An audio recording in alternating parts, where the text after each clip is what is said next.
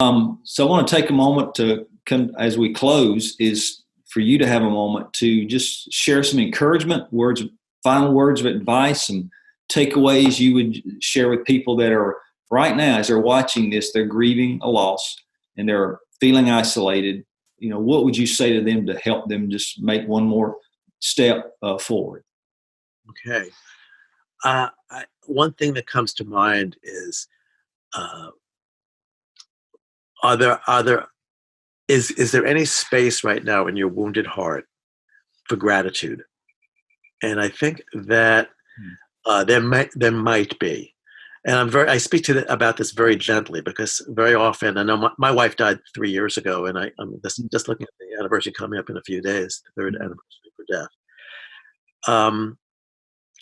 When early on in my grief, I was very hard for me to get in touch with a sense of gratitude because I felt like my life was, I was so wounded. Mm. I was so damaged by this loss that I didn't feel there was anything to be grateful for. Mm. And I was at the same time, I was hearing and reading about gratitude and wondering about it. And where can I find, is there any room in my heart to be grateful? And the more I was open to the possibility of gratitude, I felt that it enriched my life profoundly. Wow. And there's always something to be grateful for. I discovered, Mm. whether it be the sun has come out, right, looking at my window, it's gorgeous outside. It's these puffy white clouds and this beautiful blue sky. And regardless of what else is going on, I have that. Or it might be the fact that I'm breathing. Mm. Alive. I'm gratitude for my life, grateful for my life. So having some kind of gratitude practice and starting small, it doesn't have to be a big thing. Some people have a gratitude jar, and Mhm. they write down each day something that they can write down and really believe that they're grateful for, and putting it in the jar.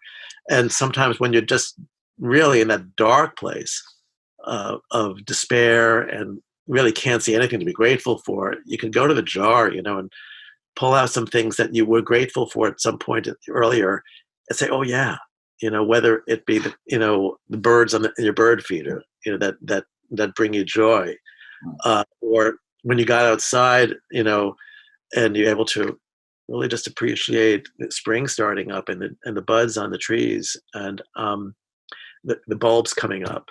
Mm. Whatever it might be, that kind of touches you, and it might be something that's right there, and you're just not focusing on the joy of it, but your grandkids, if you have grandchildren, or your children, Wow. or the fact that you're fortunate to have a partner, if you have one, or if you don't have a partner, like you're fortunate to have had love and to have Mm. had that relationship that brought you so much. So there's a whole realm of ways that we can find gratitude, and another one is that sometimes when we're struggling, and this is a new concept to me, and I haven't really employed it yet in my life, but it was introduced to me by I have a partner now in my life, and she introduced this to me. Uh, she has a box that she calls a God box, and when there's something that's so hard, a problem, a challenge, something we're struggling over, we just can write it down and give it to God, put it in the God box. Oh, yeah, yeah. Okay. Something about that is like such a wonderful concept to me, and I'm looking forward to trying to do that because I think we can puzzle over things and have angst over things that we don't know how we're ever going to get through something, Mm. and we always face these things in our grief and just day-to-day lives, and sometimes we can obsess and perseverate on problems, and to write it down and just like give it up, Yeah. a little bit. It can Yeah. be a rich experience and release some of the pressure that we carry around day to day. So those are two things that that come to mind for me. Yeah. That's Uh, good.